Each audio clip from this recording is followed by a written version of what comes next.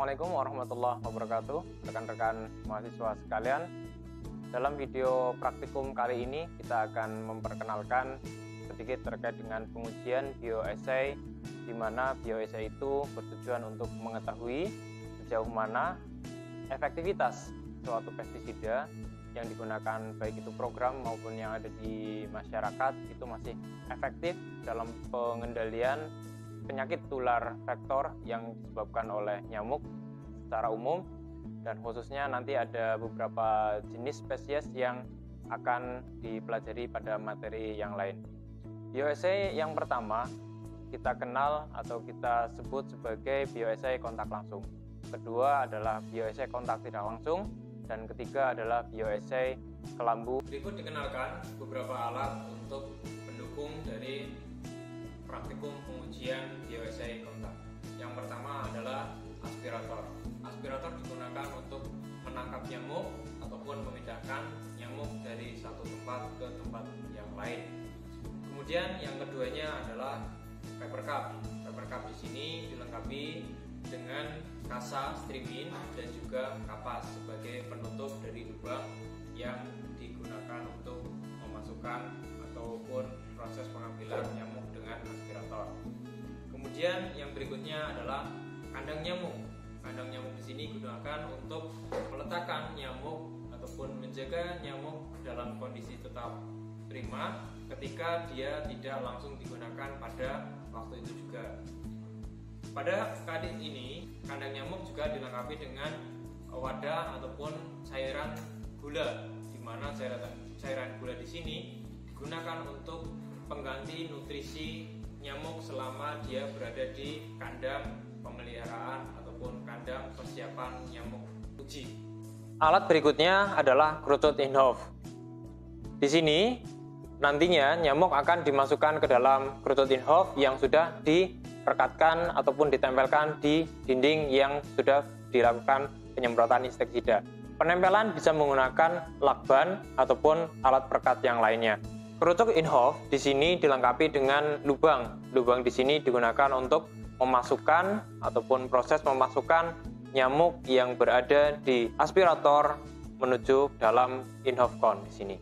Nah, kerucut in-house di sini harus selalu ditutup menggunakan kapas. Penggunaan kapas di sini harus selalu diperhatikan supaya dia kencang, agar supaya nyamuk itu juga tidak akan lepas ketika si kapas itu terlepas secara tiba-tiba.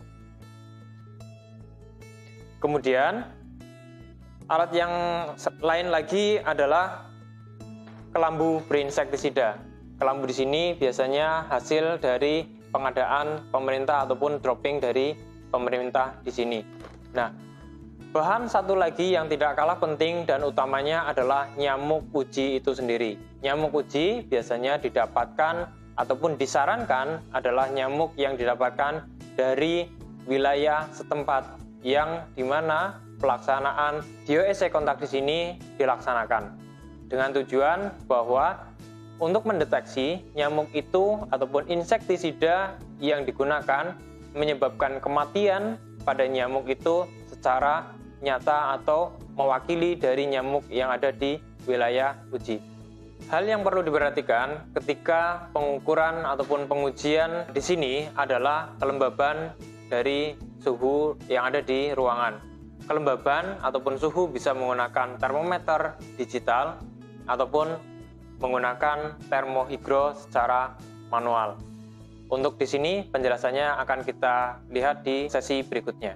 Yang tidak lepas lagi adalah kain basah atau handuk basah yang nantinya kita gunakan untuk menutup samping kanan, kiri maupun atas dari keranjang nyamuknya atau kandang nyamuknya.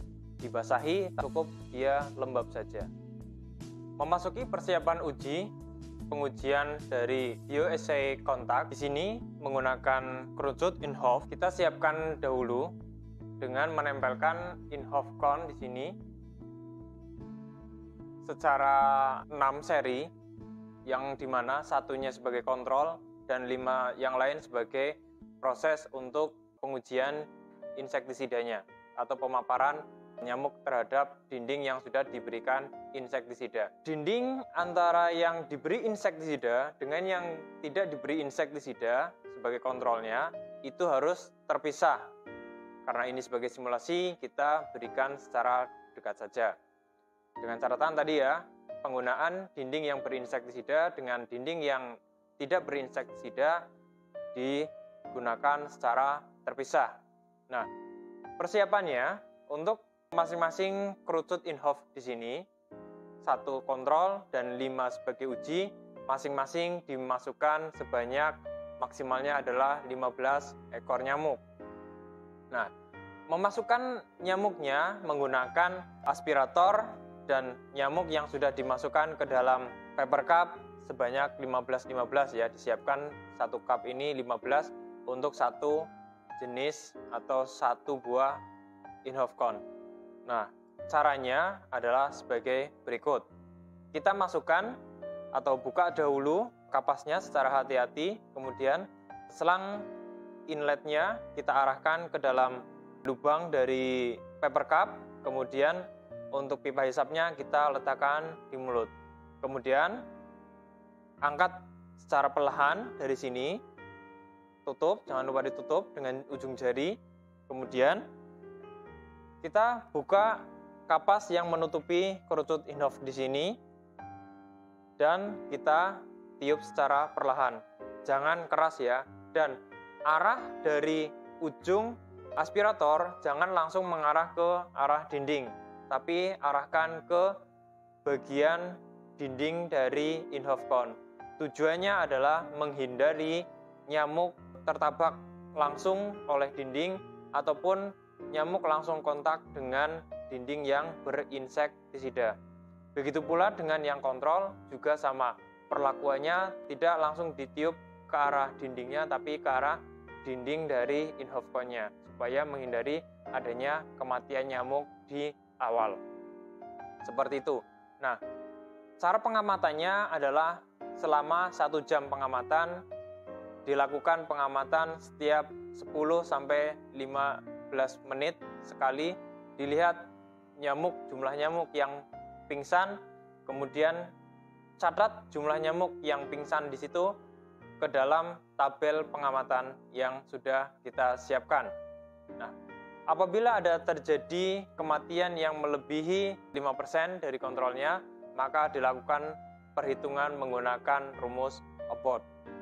Seperti itu, lebih jelasnya adalah kita melihat di lembar kerja yang sudah diberikan. Melanjutkan pengenalan terkait dengan pembacaan dari hygrometer. Di sini adalah termohygrometer secara manual, di mana di sini penggunaan pembacaannya adalah menggunakan termometer untuk yang kering dan termometer yang basah. Di sini ada beda warna di sini, untuk yang merah menunjukkan yang kering dan biru untuk yang basah. Kenapa di sini disebut termometer basah? Karena di bagian bawah termometer basah di sini disediakan atau dilengkapi dengan air, ataupun di sini digunakan wadah air sebagai berikut ini.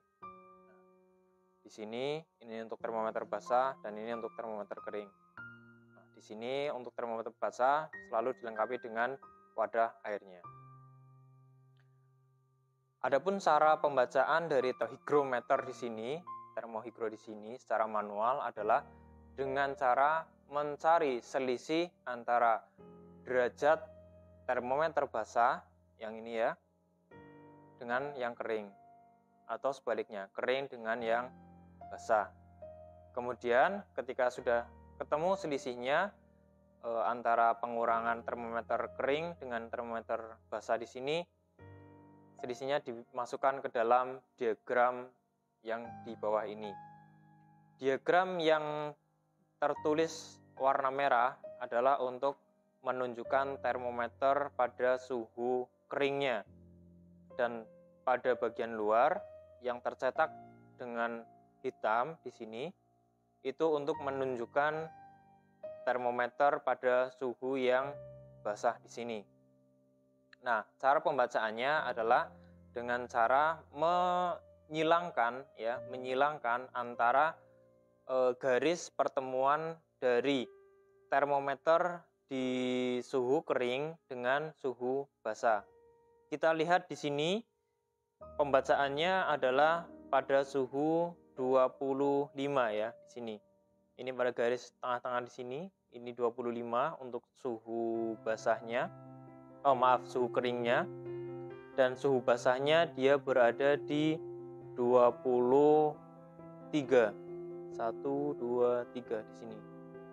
Nah, ini 23. Maka kita putar pada garis atau derajat suhu keringnya di sini adalah 25 tadi, himpitkan dengan garis pada suhu 23 di derajat basahnya.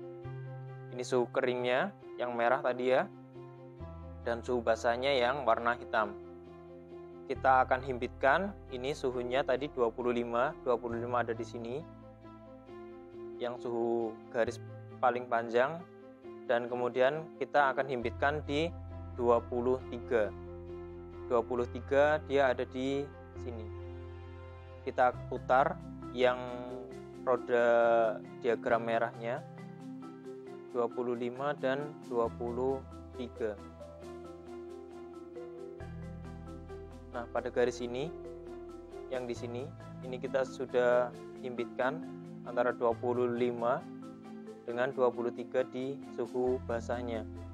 Pembacaannya untuk kelembabannya adalah lihat pada jarum yang ditunjuk garis merah di sini. Di sini adalah keterangan kelembaban relativitasnya atau kelembabannya. Nah, di sini kita coba baca. Di sini ada 50, ini 100. Garis-garis yang panjang ini merupakan satuan dari puluhan. Ini ada 60, 70, dan 80. Nah, jadi perkiraan suhu basah dengan suhu kering di sini terhadap kelembaban di sini menunjukkan kelembaban di ruangan ini adalah 80%. Ya, 80% di sini. Demikian untuk pembacaan dari diagram kelembaban basah dan kelembaban kering untuk mencari suhu kelembaban relativitasnya. Setelah kita saksikan bersama dan cermati bersama bahwa pengenalan alat untuk penggunaan pelaksanaan praktek bioessay kontak dan dilanjutkan tadi untuk simulasi dari uji coba praktek bioessay kontak, dengan tujuan bioessay kontak sendiri itu adalah untuk mengetahui apakah pestisida yang ada di masyarakat itu masih efektif atau sudah tidak bisa digunakan oleh masyarakat. Demikian, atas perhatiannya disampaikan terima kasih. Wabillahi taufiq wal hidayah. Assalamualaikum warahmatullahi wabarakatuh. Sampai jumpa di episode praktikum berikutnya. Demikian praktikum yang telah kami lakukan, semoga dapat bermanfaat bagi rekan-rekan mahasiswa sekalian. Jangan lupa like, subscribe, and comment. Wassalamualaikum warahmatullahi wabarakatuh.